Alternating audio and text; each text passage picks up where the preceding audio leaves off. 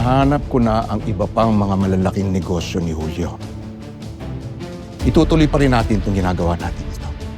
Pababagsakin natin ang mga kakampi niya at lahat ng mga negosyo niya. At kapag wala na ang lahat ng ito sa kanya, Yun ang tamang panahon para sugurin siya. tama.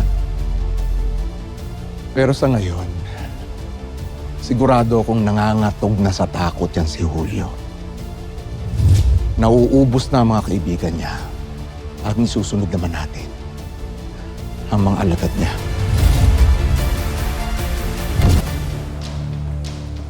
Boss. Oh, Ivan. Pumapasok ka nung nasa gitna kami ng usapan. Boss, yung kaibigan mo si Max, patay na. Labas niyo na yung mga bata.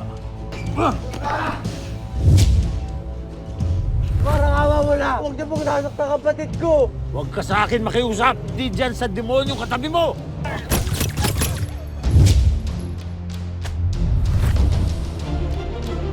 Noong isang buwan lang, yung isa sa mga factory ng droga natin sinugod nila. Kung sino man ang hayop na may gawa nito, magbabayad siya!